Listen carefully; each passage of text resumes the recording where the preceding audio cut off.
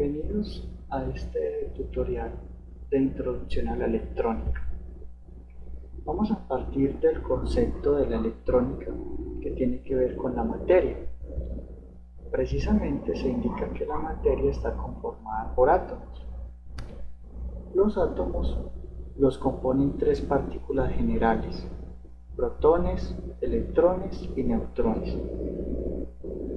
En el gráfico podemos observar la representación de un átomo, en el cual se identifica que tiene un núcleo, y dentro del núcleo entonces encontramos dos tipos de partículas: las partículas positivas denominadas protones y las partículas neutras denominadas neutrones, o sea que no son ni positivas ni negativas.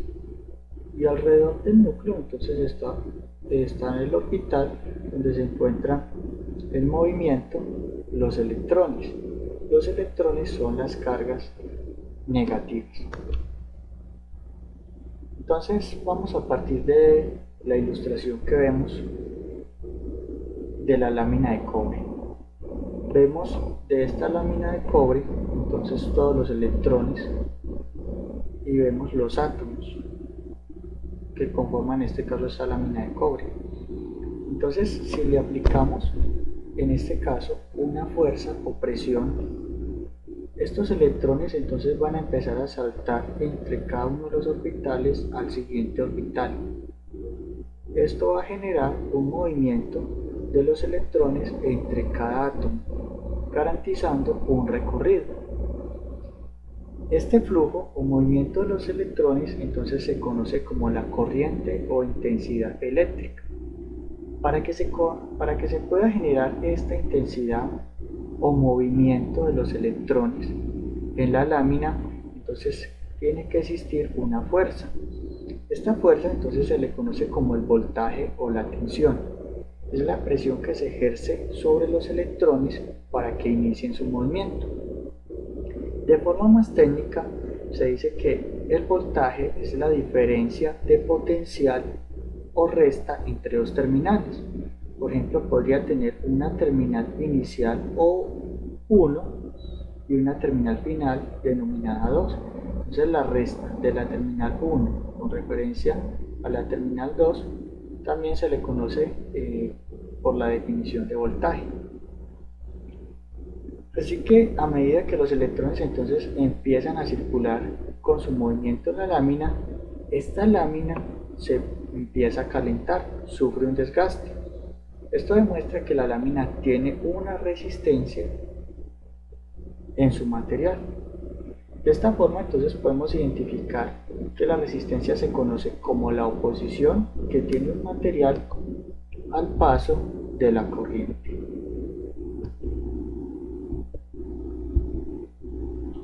Ahora, el trabajo realizado entre esa fuerza y el flujo de corriente se conoce como potencia, o sea, es una proporción por unidad de tiempo con la cual la energía eléctrica es transferida por un circuito eléctrico.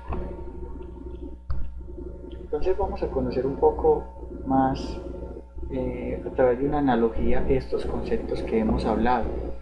Entonces notemos que hablamos del agua. Tenemos una figura allí, una llave, y el agua representa la corriente, o sea, el flujo o movimiento de los electrones. La llave representa el voltaje. A medida que se abre o se cierra la llave, se genera más o menos presión para que la corriente de los electrones salga. O sea que si nosotros abrimos mucho la llave, vamos a tener más caudal de agua. Eso significaría más apertura, o sea, más presión o más fuerza que le hemos dado para que salga más agua. Si cerramos más la llave, va a salir menos caudal de agua. Eso mismo pasa en la forma electrónica. Cuando nosotros tenemos una presión muy alta, entonces estamos inyectando una fuerza superior o más alta a los electrones para que ellos inicien su movimiento. Ahora, ¿qué representa el tubo? El tubo representa la resistencia. A mayor diámetro del tubo, mayor paso de corriente, o sea, de agua. Y a menor diámetro del tubo, menor paso de corriente. Pero ¿qué sucede? Si yo tengo un tubo, por ejemplo, de media pulgada y tengo mucho caudal de agua, ese tubo tiene mucha presión hasta que se puede reventar. porque de pronto el diámetro del tubo no va a soportar todo el paso del agua. Pero si tengo un tubo de 6 pulgadas o superior, ese tubo va a permitir el paso de manera más fluida del agua. Eso mismo pasa con la resistencia. Cuando tengo una resistencia de un valor muy alto, entonces impide el paso de los electrones, pero esa resistencia se va a empezar a calentar hasta que tiene una posibilidad de quemarse o dañarse. Entonces eso representa el tubo, representa en este caso la resistencia, o sea, ese diámetro por donde pasa el caudal del agua. Ahora, ¿qué representa el caudal? El caudal es el flujo de agua que se da por la apertura de la llave en un determinado tiempo. O sea que, en otras palabras, cuando hablamos de caudal, es la potencia eléctrica que tengo en un circuito. Es un trabajo realizado entre la llave y el agua que está circulando a través de esa llave. Ahora, partiendo de esos conceptos, entonces tenemos unas variables que hemos considerado. Tenemos el voltaje, denominado tensión, su símbolo es la V y representa el voltio. La resistencia se representa con la omega y su significado es el ohmio. La potencia se representa con la W y representa el vatio denominado watt. La corriente representa la intensidad y se simboliza con la letra A mayúscula y su significado es amperios. Conversión entre unidades. Entonces, para realizar una conversión entre unidades, notemos en la parte izquierda una figura, un esquema que tenemos. Entonces tenemos una notación de ingeniería o potencias de 3. Entonces, si vamos a bajar de una potencia superior a una potencia inferior, multiplicamos. Si vamos a pasar de una potencia inferior a una potencia superior, dividimos. Entonces vamos a ver con un ejercicio cómo realizamos este procedimiento. Queremos conocer a cuánto equivale 20 megaohmios a ohmios. Entonces notemos que nos ubicamos en megas, que sería 10 a la 6, y tengo que bajar hasta el estándar, que sería 10 a la 0, donde encuentro ohmios. Para poder bajar, entonces paso de megas a kilos y de kilos al estándar, que sería 10 a la 0.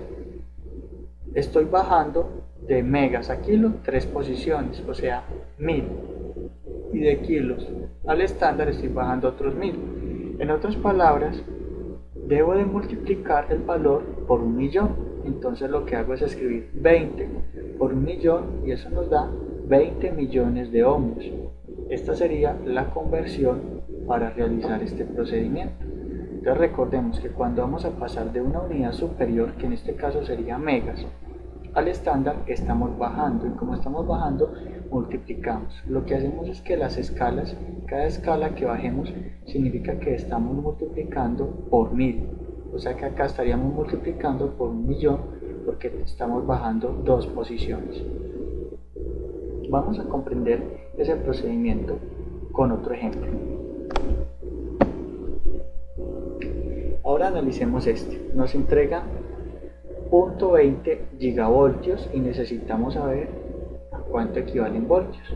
Entonces me ubico en giga y tengo que bajar de giga a mega y de mega a kilo, y de kilo al estándar, que sería voltios. Como notamos, estoy bajando de gigas a megas 3 posiciones, de megas a kilo 3 posiciones y de kilo al estándar 3 posiciones, o sea que debo de multiplicar, porque estoy bajando de una unidad superior a una inferior, debo de multiplicar por 1000, 1000 y 1000, o sea que eso equivale al valor que vemos reflejado en pantalla. Ahora, al multiplicar esto, entonces encontramos la respuesta en voltios. En este caso, recordemos que le estoy agregando 3, 6, 9, 0, o sea que es 1 y 9 ceros. Esa es la multiplicación que estoy realizando por 0.20 para llegar a la conversión de una unidad inferior a una superior. Como notamos, nos entregan en el ejercicio 0.3 milivatios a kilovatios. Me ubico en el estándar de mili e identifico que debo de subir 3 posiciones al estándar y después otras 3 posiciones hasta kilo. Lo que hacemos es dividir, entonces divido entre 1000 y después divido entre 1000. O sea, en otras palabras, lo que voy a hacer es 0.3 dividido entre 1.000.000. Eso me da 0.000003 kilovatios. Entonces, si estoy subiendo, divido, y si estoy bajando en una conversión, entonces debo de multiplicar. Vamos a ver otro ejemplo. Me piden conocer 100 miliamperios a megaamperios. Entonces estoy ubicado en mili. Lo que hago es mirar hasta dónde tengo que subir. Entonces de mili tengo que subir al estándar, del estándar a kilo y de kilo a mega. O sea, sería 3, 6, 9. Entonces 100 dividido entre 3, 6, 9. O sea, que agrego 9 ceros y eso me da 0.0000001 megaohmio. Pues con esto ya encuentro las conversiones. Ahora vamos a hablar entonces de la ley de Ohm. George Ohm, pues que realizó los cálculos de la ley de Ohm inicialmente, pues él buscaba identificar esas 3 variables, cómo se relacionan: voltaje, corriente y resistencia. Con eso halló entonces este triangulito, que lo que me dice es que el voltaje es la intensidad por la resistencia y que la corriente es el voltaje sobre la resistencia y la resistencia es el voltaje sobre la corriente. El voltaje está dado en voltios, la corriente en amperios y la resistencia en ohmios. Entonces vamos a resolver este ejercicio. Si tengo un circuito que tiene en la etiqueta 110 voltios y corriente de 3 amperios, hallar la resistencia. Entonces lo primero que voy a hacer es escribir los datos que me están entregando. Voltaje igual a 110 voltios, corriente igual a 3 amperios y la resistencia es la incógnita. Evalúo en estas 3 fórmulas que tengo cuál cumple esa condición y puedo encontrar que la resistencia es el voltaje sobre la corriente. Entonces aplico esta fórmula: la resistencia es el voltaje sobre la corriente. Entonces, la resistencia es 110 voltios sobre la corriente, que es 3 amperios, y esto nos da 36.66 ohmios. Ahora vamos a resolver entonces otro ejemplo. Si tengo un circuito que tiene una corriente de 2 amperios y resistencia de 4 ohmios, hallar el voltaje. Entonces notemos que ya la incógnita es el voltaje. Tengo la corriente y tengo la resistencia. Evaluemos estas fórmulas que tengo acá, cuál cumple. Entonces identifico que el voltaje es la intensidad por resistencia. Esta es la fórmula que me sirve para hallar el cálculo del voltaje. Entonces lo que hago es reemplazar. Voltaje es igual a 2 amperios por 4 ohmios. Esto me da 8 voltios. Ahora, dentro de la ley de Ohm, entonces también encontramos otra ley, que es la ley de Watt. Entonces la ley de Watt lo que me dice que la potencia, se relaciona la potencia con la intensidad y el voltaje, o la potencia, intensidad y tensión.